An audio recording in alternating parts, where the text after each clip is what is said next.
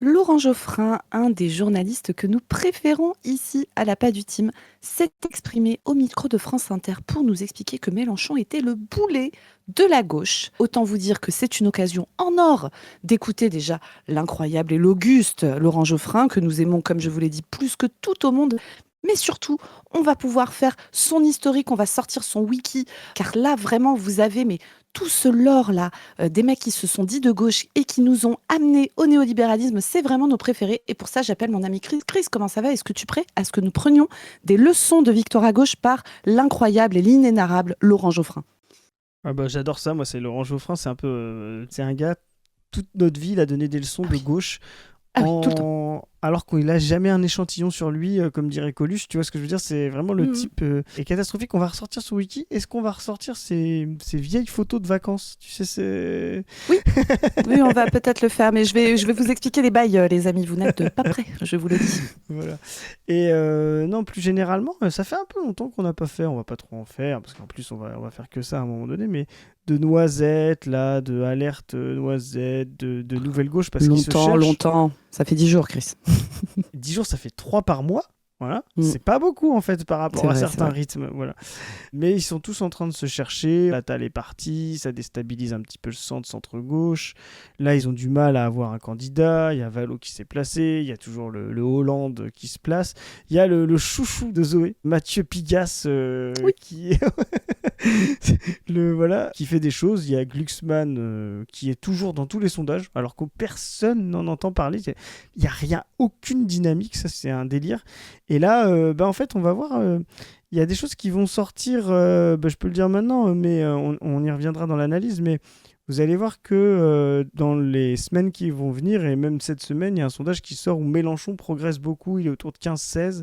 Et ça fait partie aussi de la stratégie de ce qu'on avait dit pour pouvoir s'unir à gauche. Si vous voyez Mélenchon qui reste très bas, vous éparpillez les candidats de gauche, et c'est exactement comme ça que Roussel avait construit sa candidature en disant, bah, vous voyez, il a aucune chance d'être au second tour, Mélenchon, donc votez pour ce que vous voulez, il n'y a pas de vote utile et tout. Si Mélenchon a un vrai accès au second tour, non seulement ça pousse les gens à se ranger derrière lui, les autres partis, hein, je rappelle que, mais peut-être qu'on ferait aussi une vidéo là-dessus, mais Yann Brossa a dit que s'il y avait une vraie dynamique autour de Mélenchon, peut-être qu'il faudrait se désister, même si on a un candidat et tout. Ce qui n'est pas du tout la ligne Roussel. Ça ne veut pas dire une union, mais ça veut dire pas éparpiller les voix en se présentant jusqu'à la dernière minute. Un peu comme ce qu'avait fait Jadot, on vous l'a expliqué, Jadot avec Hamon en 2017. Ce qui n'est pas forcément toujours une bonne idée, mais on y reviendra. C'est vraiment, en fait, là, ils vont faire l'inverse, c'est-à-dire mettre Mélenchon très haut, comme ils font Bardella très haut, pour pouvoir dire il nous faut un candidat qui unit tout le monde, centre-gauche, gauche non mélenchoniste et tout, pour éviter d'avoir les deux extrêmes. C'est-à-dire, ils vont vouloir faire le barrage antifasciste, le barrage anti-extrême, en confondant extrême gauche et extrême droite, donc faire un espèce de post-macronisme dégénéré, en mettant Mélenchon très haut.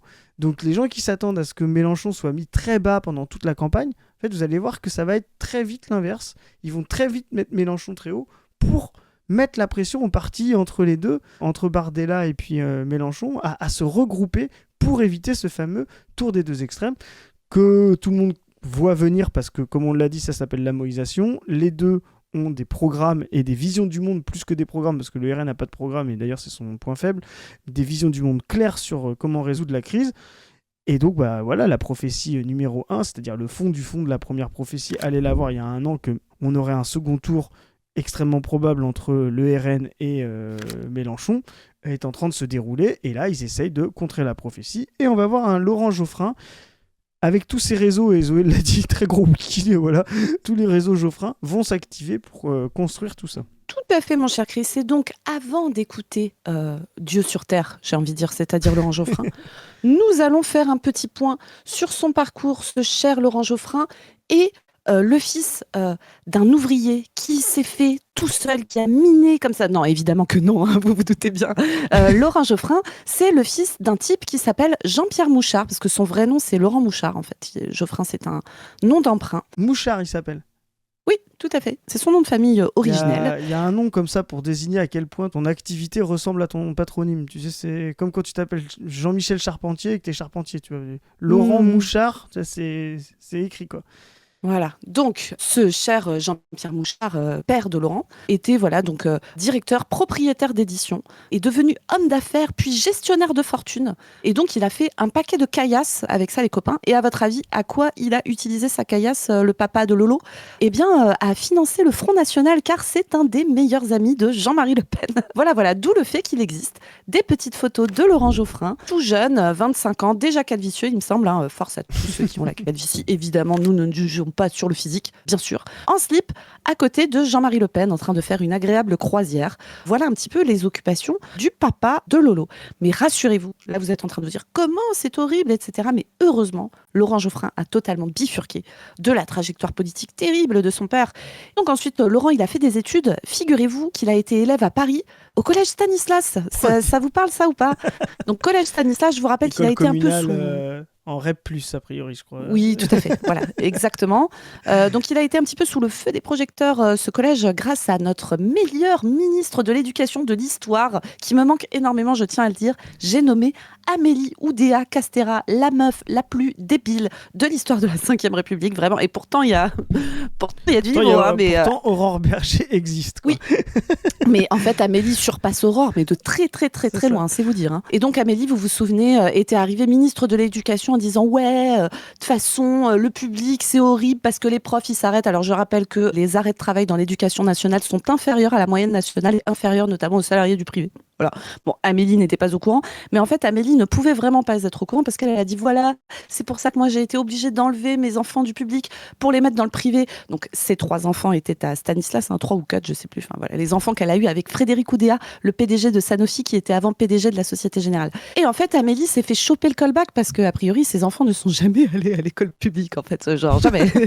Ils ont été dans le privé tout le temps. Voilà. Et donc, le feu des projecteurs pour le collège Stanislas. Alors, ça a été un peu difficile. Ça a été un peu difficile à soutenir pour ce collège privé. Donc, je vous rappelle que Amélie était tellement déconnectée du réel, contrairement à Laurent Geoffrin, qui, même s'il a étudié au même endroit, est chevillé dans le réel, vraiment. Amélie était tellement déconnectée que quand elle croisait des enfants en basket, elle leur disait « Vous allez faire de l'exercice ?» Parce qu'en fait, Amélie croit que les baskets, c'est un vêtement de sport et que les enfants, quand ils vont au collège, ils y vont en mocassin à gland, car c'est la règle vestimentaire au collège Stanislas. Tu n'as pas le droit d'y aller en basket. Collège Stanislas, alors comment vous dire? C'est du privé sous contrat. C'est-à-dire que vous vous dites, bon, c'est les bourgeois, ils font des trucs entre eux, mais au moins, ils financent leurs propres trucs. Pas du tout. Pas du tout.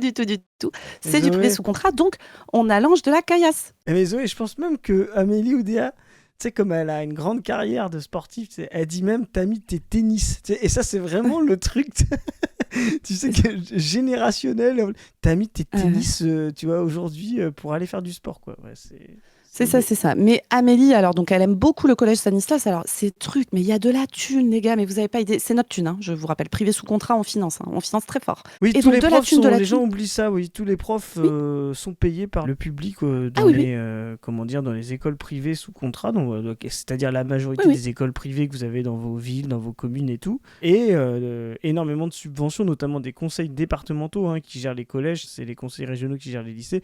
Quand vous avez un conseil départemental qui part à droite, ou un conseil régional, c'est énormément de subs pour les collèges, lycées privés. Donc autant vous dire que nous, avec Zoé, comme on vous l'a dit, on travaille sur les programmatiques, il y aura un passage là-dessus, sur qu'on fait de ça.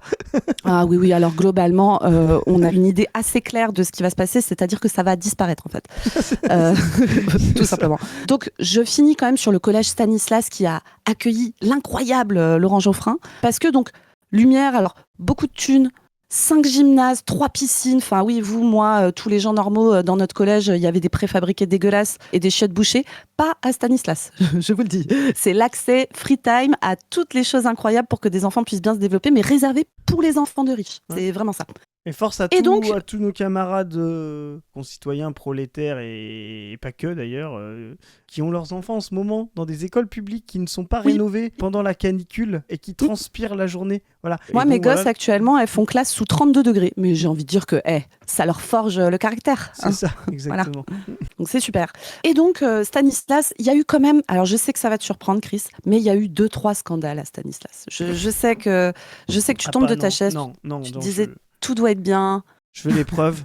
Source, parce que ça n'est pas possible que des écoles privées de riches, souvent en lien avec le catholicisme le plus conservateur, ça se passe mal. C'est pas possible, Zoé. Alors, petit souci de type, bon, opposition ferme au mariage pour tous, le directeur de l'établissement qui écrit une lettre aux parents d'élèves pour les inciter à s'opposer à la loi en faveur des personnes du même sexe. Bon, ça, j'ai envie de dire, à la limite, bon, voilà.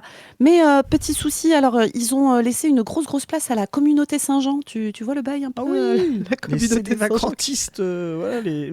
C'est genre là, on est sur du tradicato Ouais. hardcore, hein, mais genre Alors hardcore. Pour ceux qui savent pas ce que c'est les CD vacantistes, c'est des gens qui considèrent que la papauté est vacante, voilà, parce elle s'est soumise à Satan. Voilà, donc ça veut dire que pour eux, en fait, ils sont des catholiques, donc apostoliques romains, quoi, voilà, des chrétiens apostoliques romains, donc des catholiques, normalement soumis au pape. Donc ils devraient faire ce que le pape dit, mais pour eux, les papes aujourd'hui sont, depuis Vatican II, trop progressistes. Donc ils disent, il n'y a pas de pape aujourd'hui, voilà, on ne le reconnaît pas, il est soumis à Satan. Sur un niveau quand même plus level up du catho tradi, quoi. Voilà, et donc, bon, évidemment, comme tout bon tradicato qui se respecte, il y a des bails d'agression sexuelle, en veux-tu, en voilà, mais genre des trucs hardcore de chez hardcore, que ce soit sur des enfants ou que ce soit sur des femmes religieuses sous les ordres des mecs de la communauté Saint-Jean. Bref, des bails vraiment dégueulasses. Et malheureusement, le collège Stanislas n'échappe pas à ce genre de choses. C'est comme Betaram dans lequel Bayrou mettait ses enfants. En fait, les ministres macronistes, ils aiment beaucoup mettre leurs gosses dans des établissements privés catholiques où leurs enfants seront... Alors peut-être que si t'es le fils du chef ou la fille du chef, tu es peut-être un tout petit peu préservé de ce genre de trucs, mais on te met des grandes baffes dans ta gueule, de la violence physique, de la violence sexuelle, bref, des sales bails, quoi. Et donc voilà, Laurent Geoffrin était là-dedans. J'ai envie de dire que vraiment, mais vivement que la bourgeoisie soit abolie. Enfin, je veux dire, ces gens sont vraiment dangereux, quoi. C'est une dinguerie. Une fois qu'il a fait le collège Stanislas, qu'a-t-il fait comme études supérieures, allez-vous me dire? Et là, vous me voyez arriver avec mes gros sabots. C'est un connard, donc il a fait... Sciences Po. Sciences Po Paris. Et oui, comme d'habitude. Sinon, c'est pas marrant. La rue Saint-Guillaume va prendre très cher quand Zoé sera au pouvoir, quoi. Ça va être... va y avoir un petit peu de travaux dans la rue, quoi. Non, mais après, moi, je pense que la priorité, c'est que vous alliez apprendre à faire un vrai travail. Et puis après, le reste, on verra, tu vois. Mais nous sommes courageux avec Zoé, on l'a dit. Des gens de Sciences Po nous aiment bien, nous regardent. Le BDE de Sciences Po, vous nous invitez quand vous voulez pour débattre de ça. Nous, on viendra vous expliquer ce qu'on pense de Sciences Po, ce qu'on pense de ce qu'il est, ce qui devrait être, et à quel point il y a une dialectique chez vous qu'on pourrait transformer dans le progressisme communiste pour tout ça. Bien sûr, parce que si vous voulez nous former des gens à la théorie politique, etc., pour ensuite aller aux manettes, nous, on est plutôt pour. Par contre, il se trouve que nous, on aimerait que ça soit accessible à absolument tout le monde, notamment les gens qui sont dans l'appareil de production. Que ça soit pas une caste de bourgeois qui a accès à ces conneries pour en plus être formés comme de la merde. Parce que, enfin, je veux dire, vous avez vu, tous les débiles qui nous gouvernent ont fait Sciences Po, le résultat est pas ouf, quoi. Donc, il y a peut-être... Voilà, il y a peut-être 2-3 trucs à voir. Mais bon, voilà, donc vous avez notamment produit l'incroyable et le merveilleux jeu de Laurent Geoffrin. Donc pour ça, on vous remercie vraiment, merci beaucoup. Et donc Laurent Geoffrin, comme tout homme de gauche qui se respecte, rentre aux jeunesses socialistes et particulièrement au CRS. Est-ce que tu peux nous rappeler un peu le CRS, Chris? Parce que le CRS, on en parle souvent quand on parle de ces gros connards qui se sont dit de gauche dans les années 70 et qui ensuite ont littéralement fabriqué, bâti le néolibéralisme et le tournant néolibéral, y compris des gens qui se disaient de gauche dans les années et les décennies qui ont suivi. Et CRS, c'est un truc assez intéressant qui était ce qui s'appelait le Centre d'études de recherche et d'éducation socialiste, et qui faisait aussi l'homonymie avec la déesse Cérès, déesse de l'agriculture, voilà. Donc ça a été fondé dans les années 60 avec Chevènement. Tout le monde connaît Chevènement, ce qu'il est devenu, voilà, un républicain droitier, préfigurateur d'une forme de printemps républicain, voilà, mais pas tout à fait, il n'en a jamais été, mais très sombré dans la République droitière et autoritaire. Alain Gomez, ce fameux patron de gauche qu'on nous a vanté dans une capsule, Zoé, avec Léa Laurent Mauduit. Laurent Mauduit, Léa Salamé, etc. Non, pas Léa Salamé, Salamé Saki. Pardon, j'ai du plus en plus de mal à les différencier. Et donc, c'est des gens en fait qui étaient à gauche de la SFIO, quoi, voilà, entre le Parti communiste et la SFIO, et qui pensaient le marxiste, et qui était une espèce de think tank, centre d'études. Et là-dessus, c'est assez intéressant parce que ça n'existe plus trop aujourd'hui. La Brèche pourrait être ça. Alors, j'espère qu'on finira pas comme eux, mais en tout cas, ils ont été très importants Pourquoi ? Parce que ils ont permis à Mitterrand de prendre le pouvoir sur le Parti socialiste au congrès d'Épinay. Il y avait plusieurs partis, le PS qui s'était refondé juste un petit peu avant, voilà, en 69 je crois, sorti de la SFIO, d'autres partis avec Alain Savary, avec Gaston Defferre, et le CRS s'était inscrit dans ce principe de refondation et étaient vus comme les plus à gauche. Hein. C'était vraiment des gens qui faisaient du marxisme, enfin en tout cas qui s'intéressaient, quand ils parlaient d'éducation socialiste, au marxisme, etc. Et ils ont permis à Mitterrand d'avoir la majorité des voix. Dans un congrès, il faudrait qu'on refasse peut-être un jour l'explication, mais bon, le nombre de voix, je veux dire, c'était pas ça, c'était pas très clair. C'est la notion quoi. De la démocratie propre au Parti socialiste. On peut pas comprendre. En fait. Dès sa fondation, voilà. Et donc ils ont permis à Mitterrand de l'emporter et de prendre le Parti socialiste. Il faut savoir que voilà, Mitterrand est devenu secrétaire général du Parti socialiste en 71, alors que 2 jours avant, il avait même pas sa carte. Voilà, ça en fait rêver sûrement. Mais voilà, donc ça a été très important. Et donc le fait qu'ils aient permis cette bascule a eu 2 effets. Un, que les gens qui étaient du CRS sont devenus très importants à gauche, notamment Chevènement et tout. Et quand même, ils ont d'abord gauchisé, on va dire, la SFIO, ou les reliquats de la SFIO de l'époque. C'est pour ça qu'on a eu le programme commun, c'est pour ça qu'on a eu un programme très à gauche. Et paradoxalement, Gomez et tout avait changé, mais Chevènement était celui qui était le moins pour à l'époque pour le fameux tournant libéral. C'était vraiment pas cette aile-là. C'était l'aile Fabius et tout. Chevènement, lui, il était pour se fighter avec l'Europe dès 81, 83, 84, parce que c'était l'Europe ou le tournant, voilà. Ce qui donnera quand même sa tendance après, tu sais, souverainiste, un peu droitière, voilà, républicaniste. Et donc, sa dégénérescence, voilà. Mais voilà, le CRS a été un moment très important de gens qui se sont vraiment cru de très à gauche dans la dynamique du Parti socialiste. Et ça m'étonne pas que Laurent Geoffrin soit là-dessus, parce qu'en plus, ils ont après fabriqué plein de patrons, de presse, de machin, et ils ont cette idée-là qu'ils sont encore d'extrême gauche, alors qu'en fait, ils ont juste été la gauche du Parti socialiste, mais pendant un tout petit temps, quoi. Sans jamais vraiment, même en plus, apporter quelconque conquête réelle au prolétariat, quoi. Évidemment. Et donc, Lolo est à Sciences Po Paris, est au CRS. Il tient même l'organe de diffusion du CRS qui s'appelle Le Crayon entre les dents. Tellement les gars se vivent comme un truc ultra révolutionnaire à l'époque et tout. Et il choisit comme nom Geoffrin, car je vous rappelle que son vrai nom à Lolo, c'est Mouchard, en l'hommage à ce communard, Jules Geoffrin, qui a participé à la Commune, qui a été exilé, qui est revenu, qui est rentré au Parti ouvrier, etc. Bref, si vous voulez, c'est un petit peu comme si Gabriel Attal s'était renommé Gabriel Manouchian en hommage à ce grand résistant communiste. Quoi. C'est vraiment le niveau. Des idées. Le niveau de foutage de gueule est extrêmement élevé, mais vous allez voir que c'est une constance dans toute la carrière de Laurent Geoffrin. C'est que vraiment, il te regarde et il a envie de se foutre de ta gueule et de bien te niquer ta race. C'est vraiment ça son truc important pour lui, quoi. Donc voilà. Et alors ensuite, Laurent Geoffrin s'ouvre à lui une grande carrière politique où le mec est à des postes de responsabilité, mais de zinzin, et depuis 88. Donc ça fait relativement longtemps qu'on se le prend dans la gueule. Et il a été successivement directeur de rédaction du Nouvel Obs, puis directeur de rédaction de Libération, puis redirecteur de rédaction du Nouvel Obs, puis redirecteur de direction de Libération. Voilà, c'est le style de Lolo. Voilà. Et donc ensuite, à partir de 2020, à 68 ans, il se retire de la direction de son rôle de patron de presse.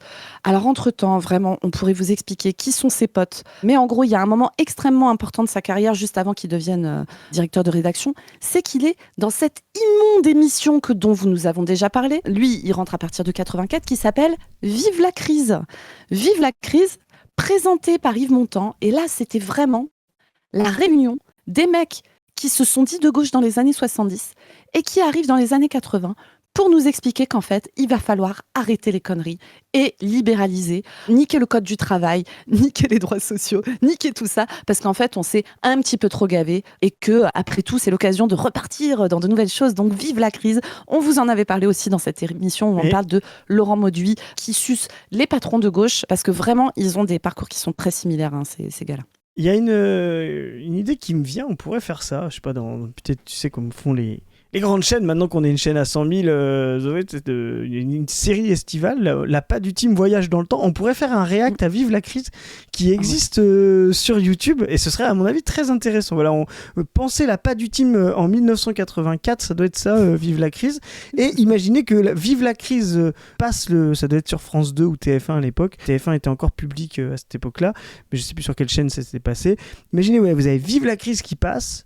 Et il y a la pas du team qui réacte dès le lendemain. On pourrait faire ça, Zoé. Je sais pas ce que t'en penses. Je sais pas ce qu'en pensent les commentaires. Et vraiment, en plus, c'est très intéressant parce que pour le coup, le moment résonne vraiment avec aujourd'hui. Il y a vraiment les mêmes arguments de crise du capitalisme et il faut libéraliser, il faut sortir de l'état social, moins dépenser, se bouger un peu plus individuellement, attendre moins de l'état, être moins assisté. Enfin, on a vraiment tout, quoi. Ah ouais.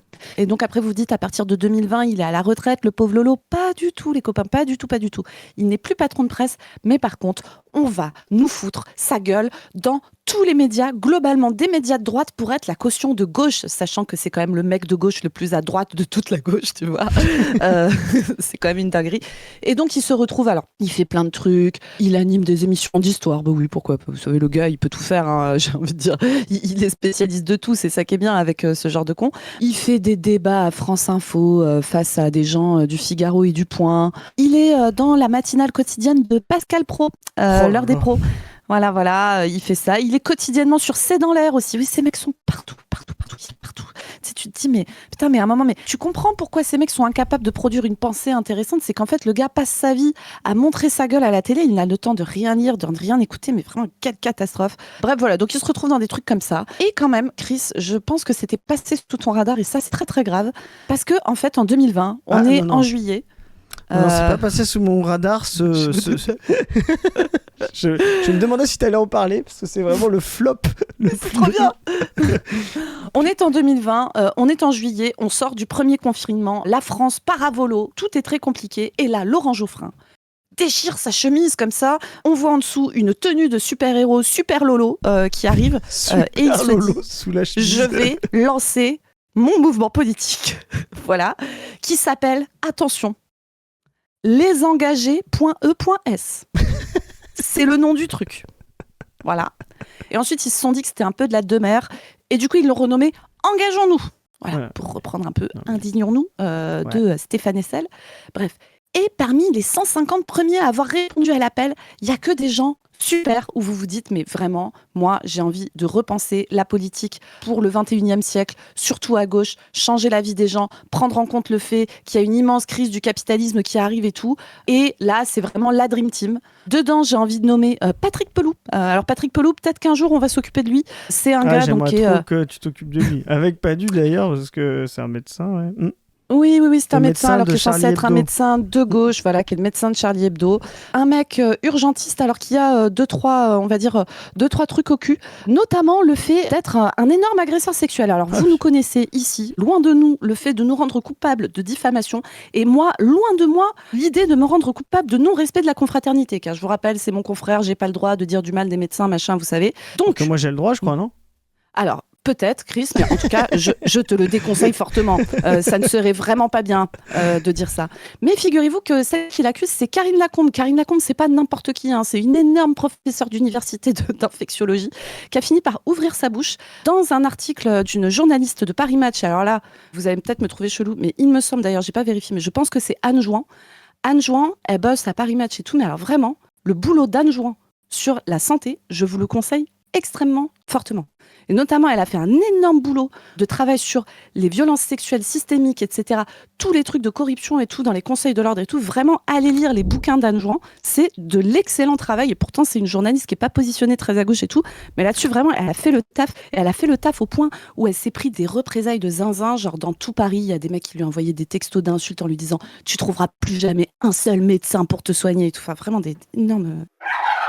Vraiment, et donc voilà. Corpo de gros. Je sais que tu ne. Attention, Chris. Voilà. Mais quand même, corporation extrêmement réactionnaire. Voilà. Et moi, donc, Zoé. Ouh là là, Chris, tu as vraiment dit du mal de ma corpo. Je trouve que c'est vraiment très méchant. Je ne cautionne vraiment pas cette parole. Moi, je sais que t'es contre, mais alors, moi, personnellement, c'est à titre personnel. Ça n'engage pas Zoé, ça n'engage pas. Voilà.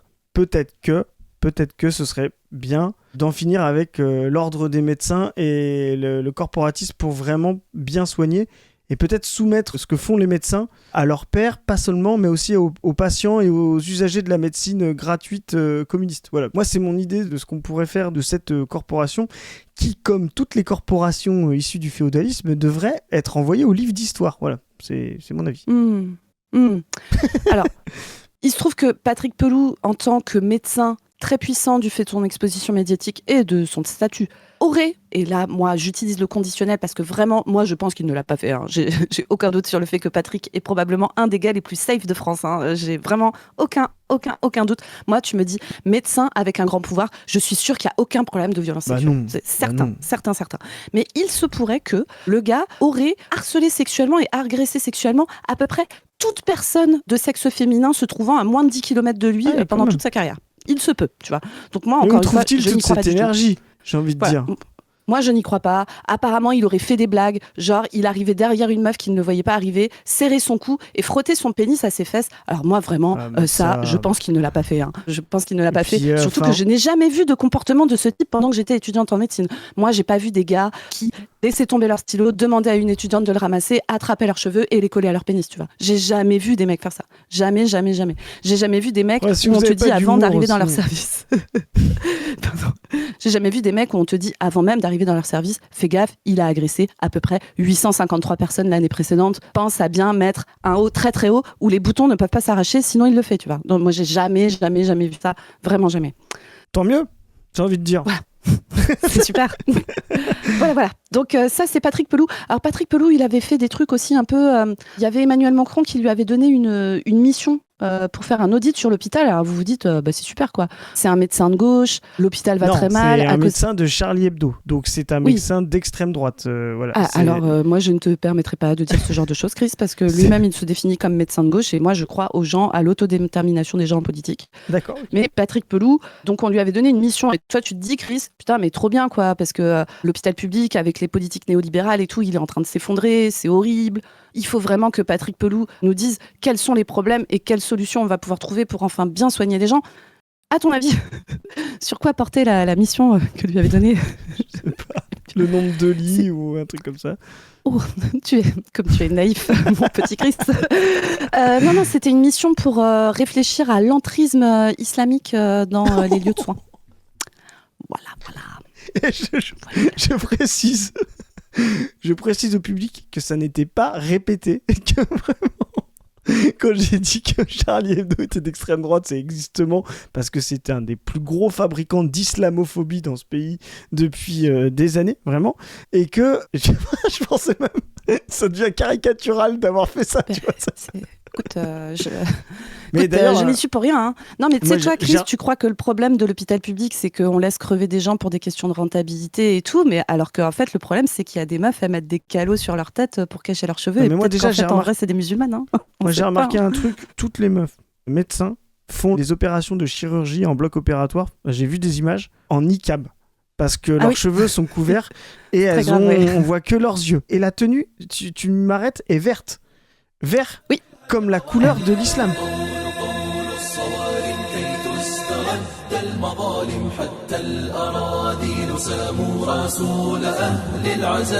Donc si ça c'est pas les frères, si ça c'est pas les frères musulmans, je sais pas ce que c'est. Voilà, les blocs opératoires.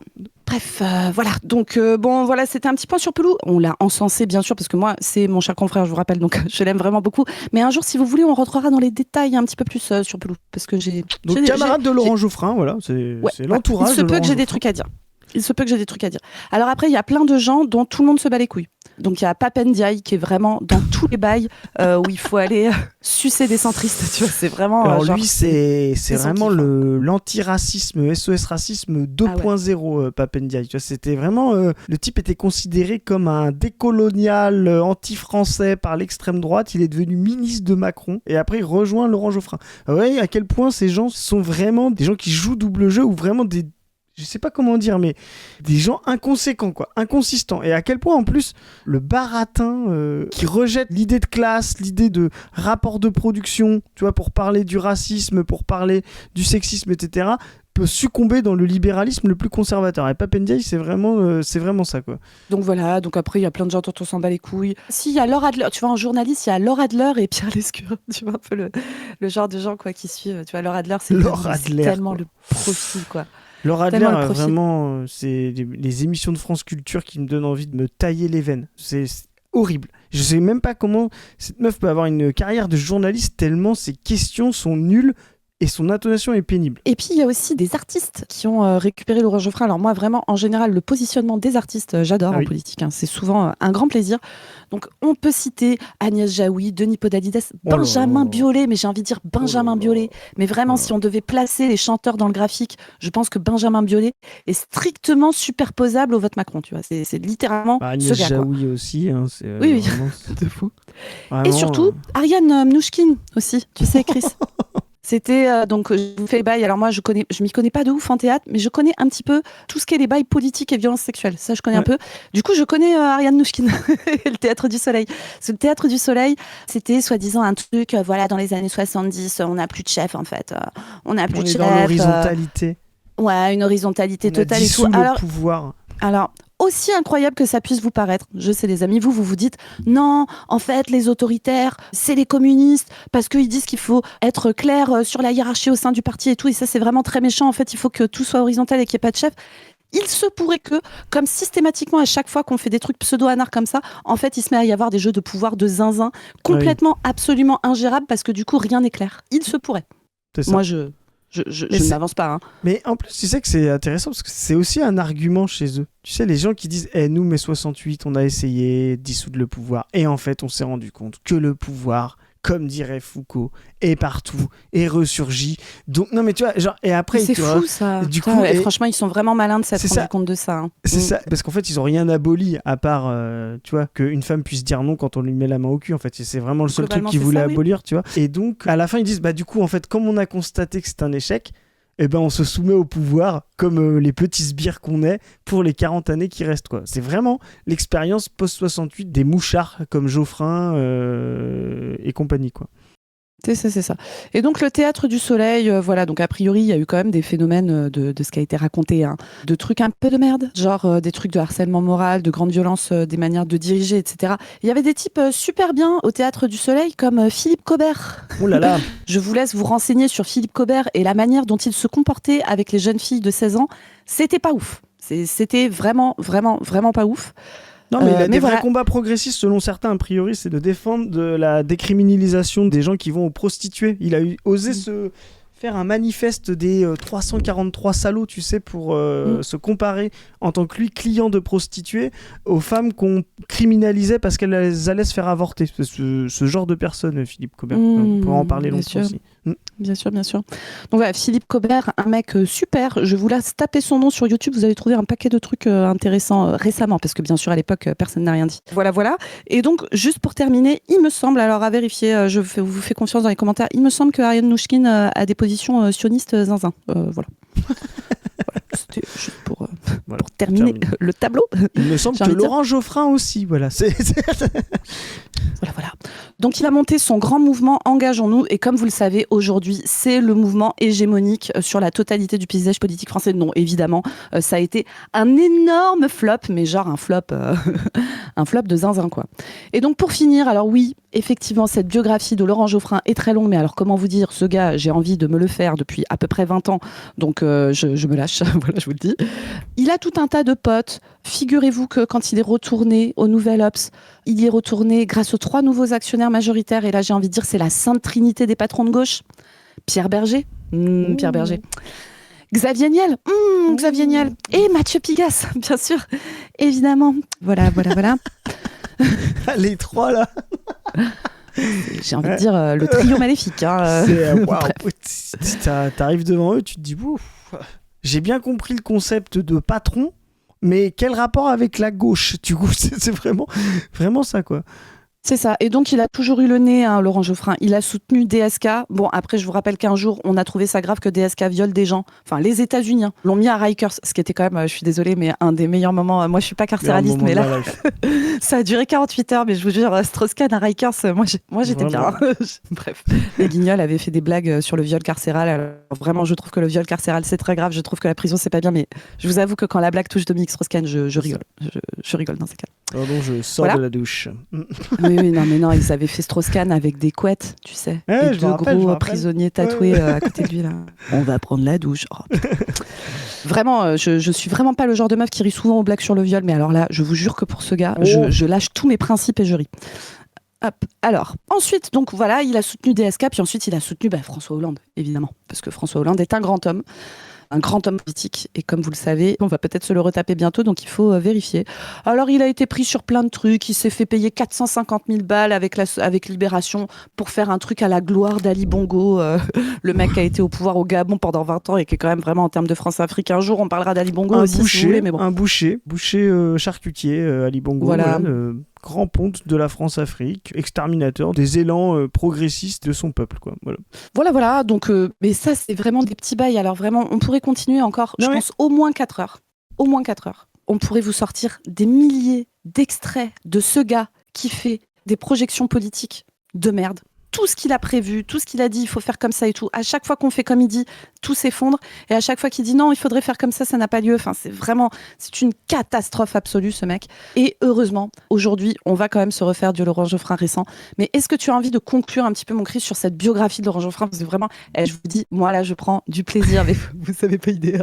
Vraiment, faudrait qu'on fasse ça tout le temps. Les gens, ils me réclament des paye-ton droitard et tout. Mais moi, maintenant, j'ai envie de faire des paye-ton traître à la gauche, là. Mais on peut tous te les faire. Hein. Ça va être le plaisir. Paye ton traître à la gauche, très bon titre. Tu vois, moi je suis nul en titre et hop, toi en fulgurance. Non mais t'as raison de le faire parce que c'est une grande partie du marxisme de dire d'où les gens parlent. Voilà. Donc là maintenant on sait d'où il parle. Ça fait partie aussi de l'éducation populaire. Je suis sûr qu'il y a plein de gens dans nos viewers qui savent pas qui est Laurent Geoffrin, d'où il parle. Et nous on préférera toujours passer 40 minutes, et on va le faire une fois, on va pas le faire à chaque fois qu'il va parler, à rappeler d'où cette personne parle. C'est très très important. Parce qu'en plus on va le voir souvent dans la campagne, justement par rapport à l'extrait ensuite. Et pour finir là-dessus, c'est quand on se bat par exemple contre quelqu'un comme Viktorovitch, il fera jamais ça. Il va jamais vous expliquer de on en large d'où les gens parlent. Alors peut-être. Voilà, peut-être qu'il le fait un peu, je pense. Ouais, peut-être qu'il le fait un peu. En tout cas, il y a des gens qui... un tout petit peu moins caustique que moi. C'est ça. Mais en tout cas, les gens, ils le font pas assez. Beaucoup de gens le font pas assez. Et ils ne vont analyser que les déclarations. Voilà. Et en fait, vous ne comprenez pas une déclaration, une stratégie politique en fonction de, d'où la personne se positionne et ce qu'elle a fait ces derniers temps. Il a lancé, tu l'as dit, son mouvement de gauche en 2020 qui était bidon, mais c'est des gens qui essayent de faire ça à chaque fois pour reprendre le pouvoir et faire marcher leur réseau. Là, il se trouve un truc, c'est important qu'on le rappelle, parce que Laurent Geoffrin, là, sa fenêtre de tir pour faire la même connerie est beaucoup plus importante. Il n'y avait aucune raison que quelque chose émerge au centre-gauche en 2020, encore moins avec lui, voilà, parce que Macron était encore là. Là, comme on le sait, il n'y a plus Macron, il y a la moïsation, il y a l'extrême gauche, l'extrême droite, je vous l'ai dit en intro, qui, on va dire, ça va être comment éviter ce duel dont personne ne veut, etc. Et donc là, il a une vraie fenêtre de tir pour justement faire marcher ses réseaux et fabriquer un Hollande, aider un Hollande à se fabriquer contre ce tour-là. Donc le fait de rappeler ça, c'est aussi que, oui, il est possible qu'on entende beaucoup et qu'on voit beaucoup Laurent Geoffrin dans les mois qui viennent. Donc maintenant, hop, on a fait ce petit momentum, vous savez qui il est, et puis vous allez voir quel jeu il joue maintenant aujourd'hui, ça va devenir très limpide. Voilà. Alors, allez, on mange Laurent Geoffrin aujourd'hui. Oui, excusez-moi, j'ai déconcentré Chris en me mettant des gouttes dans l'œil. Je vous rappelle que c'est des gouttes payées par Amixem qui est grâce à ses cotisations, et ça c'est le plaisir. Alors, elle ne m'a pas déconcentré car elle a fait ça tout le week-end avec moi toutes les heures, donc oui, parce que Amixen ne s'en rend pas compte, mais il y a des trucs plus chiants que payer des cotisations sociales, genre avoir des maladies qui nécessitent de prendre des traitements toutes les heures. Chaque fois je me disais 10 € Amixem. C'est ça, mais ça c'est grâce à la glorieuse Dexaméthasone payée par la glorieuse sécurité sociale. C'est ça. Allez, c'est parti. Laurent Geoffrin qui va nous parler de la campagne présidentielle et à mon avis il va appeler à voter Mélenchon, je pense. Je pense qu'il n'a aucune chance, moi. Ah oui, pourquoi ? Du coup je me suis trompé. Oh non! Ah mais si Laurent l'a dit, c'est sûr que c'est vrai, Chris. Hein. Merde. Putain, c'est vraiment bon. Je tombe des nues. Je dis, il a aucune chance. Il faut expliquer quand même. Il est trop excentré. Et donc, s'il y a un bon candidat pour la gauche normale, si je puis dire, la gauche démocratique, quoi, La gauche normale. Alors la gauche démocratique, c'est la gauche qui laisse Laurent Geoffrin au pouvoir de tous les médias et à parler partout et tout depuis 50 piges. C'est ça la démocratie. Vous croyez que la démocratie, c'est redonner le pouvoir au peuple, reprendre le pouvoir sur l'appareil de production, pouvoir de nouveau être décideur de la manière dont on produit, de la manière dont on répartit la thune à faire, où est-ce qu'on met la thune, est-ce qu'on a besoin de médecins, de machins, d'éducation et tout. Non. La démocratie, c'est quand c'est Laurent Geoffrin et ses potes qui décident. C'est ça la règle. La gauche normale serait-elle la gauche avec un président normal? Oui, c'est ça. Ouais. Ouais. je pense qu'il passera devant. Le premier point. Si jamais Mélenchon l'emporte, et s'il passe devant Édouard Philippe, c'est pas joué non plus. Hein. Mais imaginons. Alors là, il nous dit une gauche normale unie passera devant Mélenchon. Donc ça, c'est ce que nous, on vous dit. Vous allez voir les prochains sondages, hein, je vous le dis. Mélenchon monte et Attal, Philippe se ratatinent. Ces gens-là n'ont pas d'espace politique. Surtout quand ils sont divisés. L'intérêt de l'espace politique du centre, c'est d'être uni et incarné comme on l'était avec Macron. Et je vais le dire clairement, Macron ne fabriquera pas de successeur. Ce type a un ego surdimensionné. Selon Zoé, et c'est une personne qui fait des diagnostics, c'est un zinzin. Voilà, c'est... Voilà, donc le duel fratricide Attal-Philippe fera des copeaux, pour ceux qui ont la ref, voilà. Et les deux vont se ratatiner, l'un va se désister pour l'autre à la dernière minute, mais en final, cet espace-là va faire, allez, 10, 12, c'est ce qu'on a mis dans la prophétie à peu près, hein, Zoé, c'est ça, une dizaine de points, voilà. Et ça recrée de l'espace à droite, ça on le sait, et ça recrée de l'espace à gauche qui peut être, et c'est, en fait, il faut bien comprendre ça. Mélenchon va être haut, il a une base à 17-18. Mélenchon a une base à 17-18. La question va être de mettre quelqu'un au moins au même niveau que Mélenchon dans les sondages pendant les derniers mois pour qu'il y ait une masse pour se ranger au vote utile l'un ou l'autre. C'est ça la guerre des deux gauches dont on vous parle, c'est de dire il y a des gens qui vont devoir choisir quel candidat de gauche est le plus utile. Et dans ces gens qui font ça, ce qui peut-être sont deux... allez, il y a les Verts, il y a l'électorat des Verts, il y a l'électorat du PS. Et il y a des gens qui vont voter Mélenchon en 2022. Hein. C'était avant le 7 octobre. Faut vous rendre compte, Mélenchon était encore vu. Il y avait eu La République, c'est moi, mais par rapport à ce qu'il a mangé entre 2022 et 2027, c'est pas la même chose, hein, l'antisémitisme et tout. Voilà. Donc, vraiment, il y a des gens, on l'a estimé, je te dis, avec le camarade Stéphano, peut-être à 10% de l'électorat, voilà, 2-3 points, allez, peut-être 4. Donc, ça 10% donne... de l'électorat, c'est-à-dire 10%, c'est pas un chiffre absolu. Hein. C'est 10%, de tous les gens qui votent Mélenchon. C'est ça, 10% de 22%, donc ça fait 2,5%. Ça dépend, voilà. Mais ça peut peut-être être un peu plus. Mais voilà, c'est pas... On est autour, allez, un gros paquet d'1 million de personnes. Et bien ce million-là, l'idée, c'est de leur donner un autre pôle de gauche, dit de gauche, voilà. Et vous voyez, quand on vous dit qu'ils se revendiquent de la gauche... Là, il y a des gens qui sont là pour fabriquer l'étiquette de gauche. Voilà. Ils vont pas arriver en mode ni droite ni gauche comme Macron. Ils vont arriver, nous sommes la gauche, comme il a dit, normale, démocratique. La gauche démocratique est normale. C'est ça. On est Kamala Harris, quoi. Et ben ça veut dire que même si vous mettez Mélenchon assez haut, 17-18 dans les sondages, vous mettez l'autre à 16-17, et jusqu'au bout, il y a une bataille. Comme il y a eu une bataille en 2017, et à un moment donné, on a dit qu'on devait le faire, ça, Zoé, là, le back to 2017, mais à un moment donné, les courbes se sont croisées entre Hamon et Jadot. D'ailleurs, je rappelle, hein, pour les gens qui pensent qu'il faut tous se désister, Jadot était donné à 4, Hamon était donné à 10. Ils ont vu qu'il commençait à se ratatiner. Jadot s'est rangé derrière Hamon, donc on s'est dit 10 plus 14, ça va refaire un rebond. Ah ben attends, 10 plus 4, moi j'ai écouté Julia Cagé, je sais que 10 plus 4 ça fait 14, hein, Chris. Et donc ça, il a fait 14 du coup, Benoît Hamon, c'est bien ça? Et donc en fait il a fait 6. Ah merde.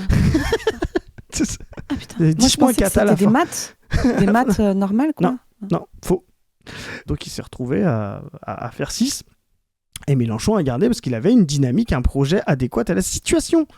La dynamique politique, c'est ça, c'est d'aller chercher des gens. C'est pas d'aller chercher des additions de gens qui pourraient voter pour quelqu'un d'autre. Voilà, et les gens, ils adhèrent à la fin à un projet. Et les gens qui, le dernier jour, alors qu'un Roussel est donné à 2 ou à 3, qu'un Mélenchon est donné même à 15-16, votent quand même Roussel ou Nathalie Arthaud, on en reparlera, c'est des gens qui ne votent pas voter pour Mélenchon, pour des raisons que vous estimez bonnes, pour des raisons sociologiques, pour des raisons idéologiques que vous estimez mauvaises, mais arrêtez de croire que quand vous avez vu précédemment dans les sondages 5 plus 3 plus 2, ça va forcément faire 10. Non, ça ne fait pas ça, parce que du coup, des gens qui voulaient voter Mélenchon, s'ils se voient rejoints par un tel, ils disent « Ah bah non, mais j'en veux pas de ça ». Des gens qui, justement, étaient pour un tel qui rejoint Mélenchon, disent « Ah bah non, mais moi, ce qui m'intéressait, c'est de voter pour eux parce qu'ils existaient ». Voilà. Donc, arrêtez de croire ces conneries.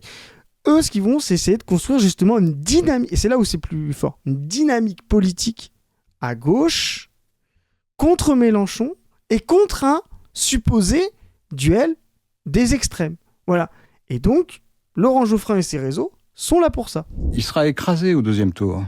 Et donc, je finis, vous allez le voir, ce qu'il va nous expliquer, c'est que non seulement il le faut, pourquoi ? Parce qu'en fait, Mélenchon serait le candidat qui fera gagner l'extrême droite au second tour.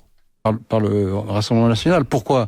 C'est pas seulement à cause des sondages, c'est parce que mécaniquement, une partie de la droite française, et même du centre, entre Mélenchon et Bardella... préférera l'extrême droite que l'extrême droite. Préférera l'extrême droite, ils le disent eux-mêmes. Ils disent, mais... Et ça c'est très intéressant. Parce que là, on voit vraiment une analyse biaisée de commentateurs politiques qui analysent le vote comme la dispersion de l'arc politique. Et alors là, c'est crétin de chez crétin. Des gens qui vont dire, ah bah, il y a Hollande, il est plus à droite que Mélenchon, il est moins excentré, comme dirait Geoffrin. Donc ça veut dire que tous ceux qui sont à sa droite vont voter pour lui. Tu vois, parce qu'ils sont déjà positionnés.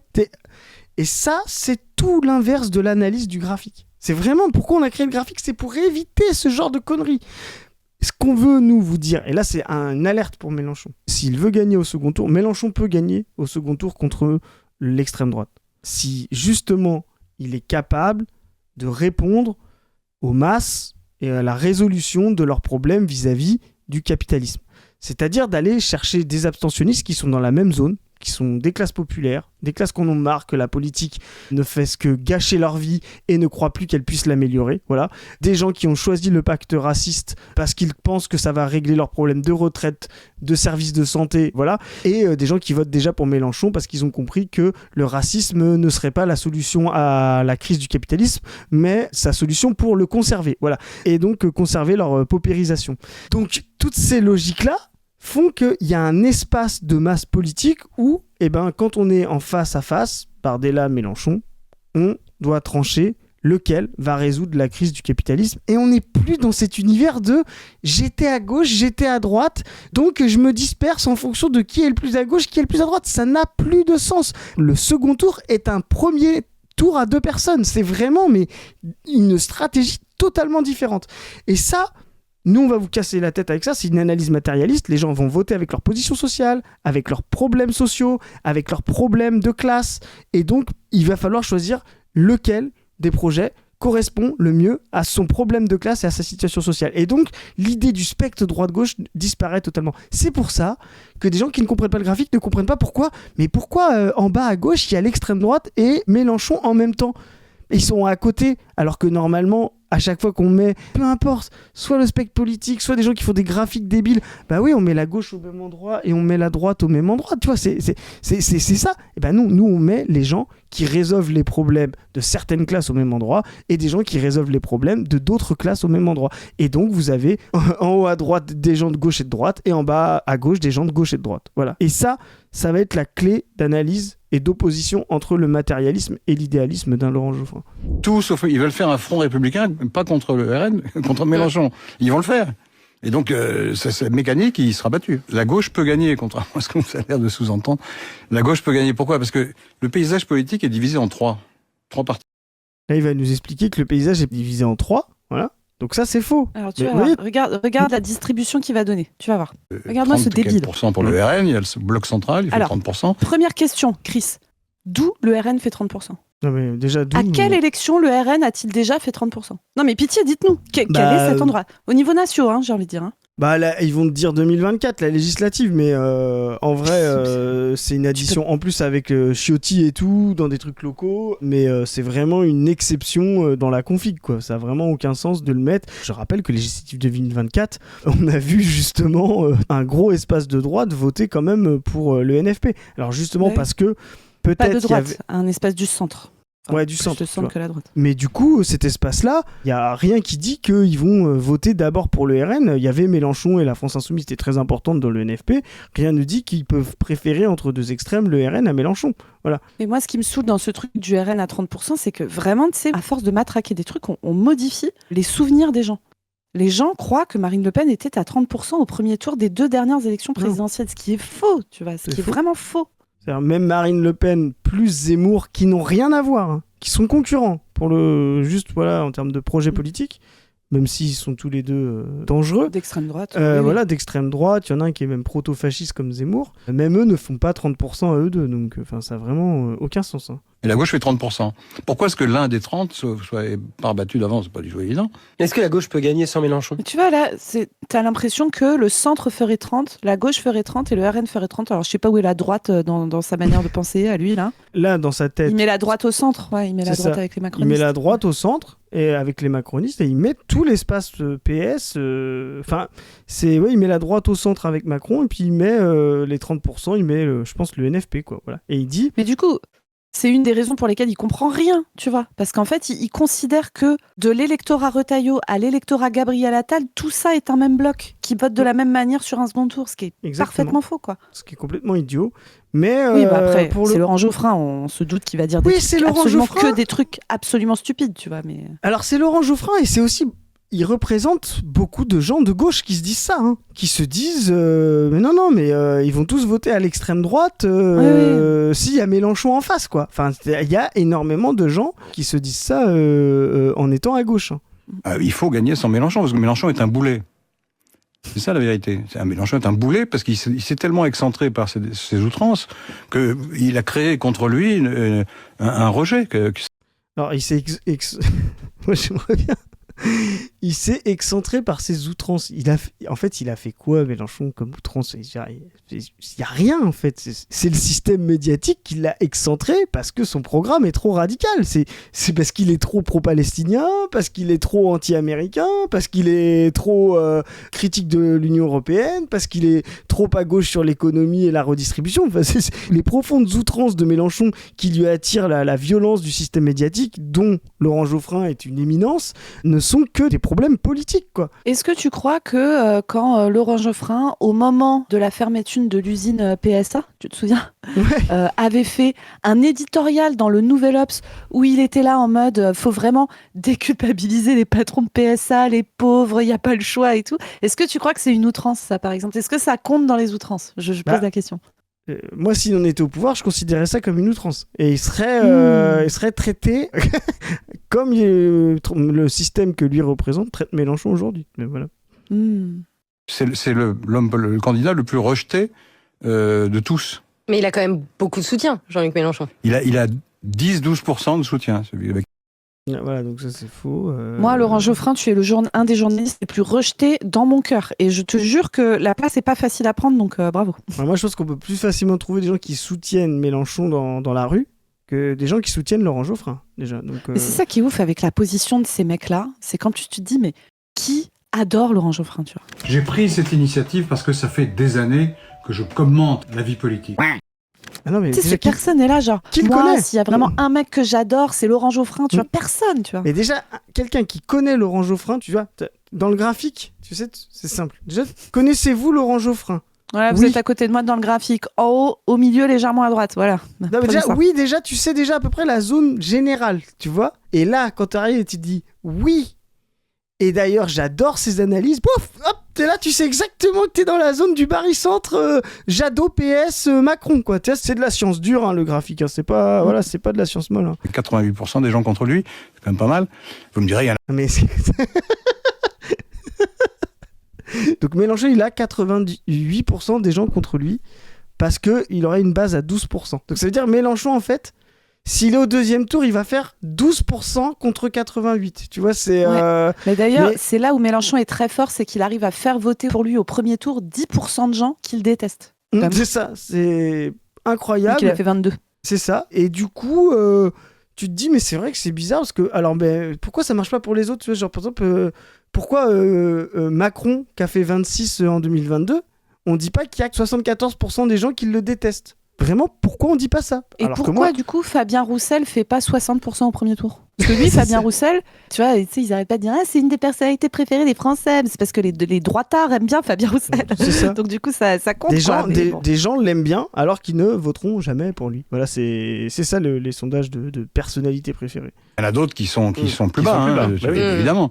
Mais c'est pas du tout automatique, quoi. Il est très bon en campagne. Alors, il espère monter de 12 à je sais pas combien. Laurent Geoffrin, est-ce qu'il faut en passer par une primaire? Est-ce que c'est une bonne Moi, je solution? pense pas, parce que si vous Donc là, attention, là ça travaille pour Francesco Ah là, Hollande. attention, il y a les boys de François Hollande qui sortent. Lolo est là pour François. Let's go. avez une primaire sans Glucksmann et sans Mélenchon, ça n'a pas de sens. Et je comprends pas le raisonnement consistant à dire il faut, pour regagner une majorité, alors que nos électeurs sont partis vers la droite, il faut aller plus à gauche. Ça, c'est un raisonnement. Bah oui. Donc là, il revient sur la ligne du graphique. Bah oui, il a raison. Là, il dit comme nous, mais ça, c'est une évidence du spectre politique aujourd'hui qu'on était les premiers à faire. C'est tellement évident, la théorie des noisettes, que même les débiles s'en rendent compte, comme Laurent Geoffrin. C'est tellement bête, la stratégie de l'après et des Verts, c'est-à-dire de dire on va construire une gauche non mélenchoniste par une primaire en disant qu'on est au moins autant à gauche que Mélenchon pour séduire des gens partis à droite avec Macron. Mais c'est vraiment, mais je veux dire, même Laurent Geoffrin comprend que c'est bête. Quand même Laurent Geoffrin comprend que c'est bête, c'est que c'est vraiment très très très très con. Hein. Vraiment, cet espace-là n'existe nulle part. Effectivement, cet espace-là d'une autre gauche de gauche, une gauche NFP qui ne serait sans Mélenchon, n'a aucun sens. Que j'arrive pas à comprendre. Et qui est tenu. Mais il est tenu par Marine Tondelier, donc si tu arrives à le comprendre, c'est que tu penses comme Marine Tondelier. Et je ne souhaite ça à personne, même à mes pires ennemis. Bah oui. Par la plupart des gens qui vont participer à cette primaire. L'espace. Alors, la plupart des gens qui vont participer à cette primaire sont effectivement sur la ligne de Tondelier, de Noisette, débiles. Après, ils sont pas si nombreux que ça, je pense, Zoé. Je pense qu'ils sont quand même... voilà, on peut les compter à la main, quoi. L'espace politique existe. D'ailleurs, il s'est manifesté au moins 2 fois dans les scrutins nationaux avec Glucksmann aux européennes. Il a fait 10, 12, 15, plus que Mélenchon. Donc, il y a un électorat de gauche démocratique qui existe. Mais attends, mais il raconte de... Mais en fait, t'as vu ce qu'il fait là? Glucksmann aux européennes, il a fait 10, 12, 15. En fait, le mec raconte des trucs, il s'en bat les couilles, il en sait rien, tu vois. Il a fait Je vous rappelle 13. que c'est son taf, hein. C'est son putain de taf, hein. Ouais. Il s'en balèque. Le mec va à France Inter pour dire ça. Je sais pas, le mec a rien bossé. Et il dit 10, 12, 15, comme ça, après tu choisis, quoi. Mais 10, 12, 15, c'est intéressant parce que c'est le même score qu'avait fait Jadot avant. C'est-à-dire, Jadot avait attiré des macronistes de gauche, Glucksmann avait attiré des votes utiles Mélenchon. Qu'il a fait 14, hein, je vous voilà. rappelle. Excusez-moi. Voilà. Donc c'est ce qu'on disait tout à l'heure, c'est le petit million de personnes là qui votent utile. Et qui votent utile pour Mélenchon en 2022, avant même toute la diabolisation, le niveau plus là qu'on a de diabolisation. Et qui, s'il y a une concurrence en face, au moins au même niveau, votera beaucoup plus à droite. Parce que c'est des gens qui veulent se dire de gauche, tout en ne prenant jamais le risque de l'être. Tu vois, c'est ça le truc. Mais moi, j'ai toujours été de gauche. Par contre, c'est vrai que, tu vois Zoé, faut quand même laisser un petit peu de liberté aux entrepreneurs. Hein, et s'il n'y a plus de patron, s'ils partent à l'étranger, Zoé. Hein, Si on n'a plus de patron, comment qu'on Et va puis faire moi, pour se faire je vois- exploiter? on me traite de riche, je suis à 9 000 € par mois, ma femme est à mi-temps à 4 000. On a quoi? L'appartement à Paris dans le 7e, la maison à l'île de Ré, le bateau, c'est tout quoi. Donc, Une fois que tu nous enlèves ça, il n'y a plus rien. Hein. est-ce qu'on peut être considéré comme des riches? Franchement, rien du tout. On a travaillé pour ça. Voilà, ça c'est Oui, la d'autant gauche. que tu vois, notre fille aînée, Anne-Claire, Elle s'est mariée avec, je l'adore, mon gendre, Jean-Édouard. Jean-Édouard, lui, tu vois, il a fait les mêmes études qu'Amélie Oudéa-Castéra. D'ailleurs, c'est lui qui a pris sa place à la tête de Carrefour. Jean-Édouard, il gagne 400 000 euros par an. Je pense que là, on peut commencer à parler de riches. Mais nous, tu vois, c'est plutôt la classe moyenne haute, quoi. C'est ça. La classe moyenne haute, et j'ai envie de dire, on n'en a pas honte. Voilà, on peut être de gauche tout en étant privilégié. Voilà, ça c'est cette gauche-là. Donc ça c'est intéressant de voir comment Mélenchon va se positionner face à cette gauche-là. Et nous, c'est pourquoi on dit comment on va se différencier, comment Mélenchon va faire sa base vis-à-vis d'eux. Parce qu'en fait, le million de personnes qu'il va perdre, parce qu'il va perdre 1 million de personnes avec la même base. Nous, on repart pas de 12% comme le fallacieux Laurent Geoffrin. On va repartir des 22% qu'il a fait de 2022. Il va perdre cette base-là si une gauche se recompose correctement au centre-gauche.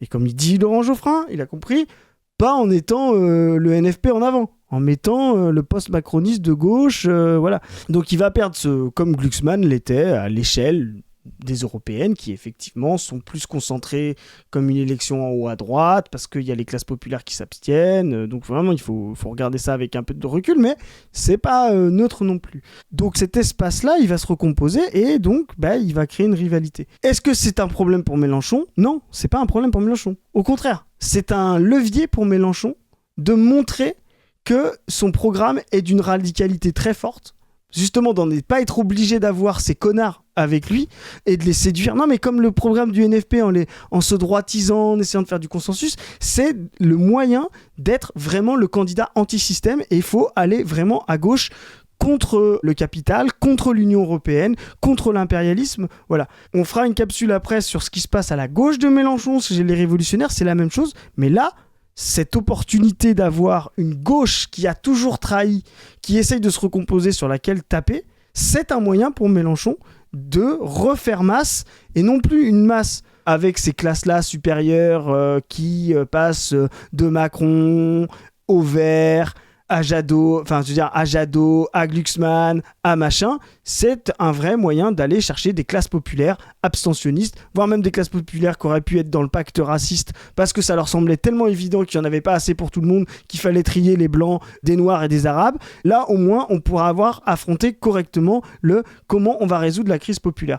Donc c'est une opportunité, il faut juste avoir la campagne, c'est-à-dire les stratégies de communication et le programme qui va avec. Bon, les amis, sur ce, écoutez, voilà, on s'est fait Laurent Geoffrin. Je pense que c'est la première fois sur la chaîne qu'on se faisait Laurent Geoffrin, ce qui est quand même assez incroyable, mais c'était un plaisir, cette petite viande tendre, un petit peu rêche, parce que maturée. Maturée, j'ai envie de dire. Voilà. Mais délicieuse, donc voilà. Les copains, il reste encore des places pour la grande avant-première du film que La Brèche a produit à Cuba, sur Cuba et sur l'actualité de la lutte anti-impérialiste. Projection en avant-première à Nanterre le 13 juin. Les places sont à 5 €. Vous avez le lien en barre de description pour pouvoir les acheter. Il y a ensuite, et ça fait partie des 5 €, une conférence avec Saïd Bouamama, qui est le personnage principal du film, et Salim Lamrani, excellent intellectuel universitaire, spécialiste de Cuba et des États-Unis. Il est aussi très spécialisé dans le foot, donc on va devoir tenir Chris pour qu'il ne... Le traducteur de Marcelo Bielsa, ça va me faire la journée, ça.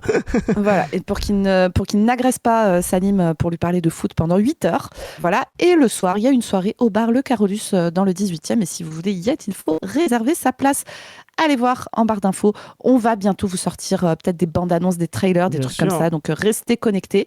Vous pouvez aussi aller voir la dernière vidéo parue sur la chaîne On ne veut plus. C'est Guillaume Suin. Vous l'aviez déjà vu, Guillaume, camarade que nous aimons beaucoup ici, venir parler d'agroécologie, de transformation agricole à Cuba. Là, il vient vous parler de la transformation écologique de la Chine et de comment la Chine, dans une situation qui n'a absolument rien à voir avec Cuba, évidemment, mais dans une opposition au capitalisme néolibéral mondial, met en place par la planification, par de l'investissement public massif, des moyens de sortir de la crise climatique. Donc vraiment, allez voir ça également. Vous pouvez bien sûr aller aussi écouter le dernier podcast des Voix de l'exploitation, tiré de vos chroniques, vos expériences de travail, où c'est un camarade mécanicien et ouvrier du bâtiment qui nous parle de santé au travail, de sécurité au travail, d'exploitation, etc. C'est absolument passionnant. Allez écouter ça. Vous pouvez bien sûr, si vous voulez soutenir l'asso dans tous les projets qu'elle fait, allez le faire sur notre Tipeee. C'est grâce à vous qu'on fait tout ce qu'on fait, qu'on peut envoyer des équipes de 7 personnes à Cuba, payer des techniciens, des monteurs, etc. pendant des mois pour vous faire un film absolument banger.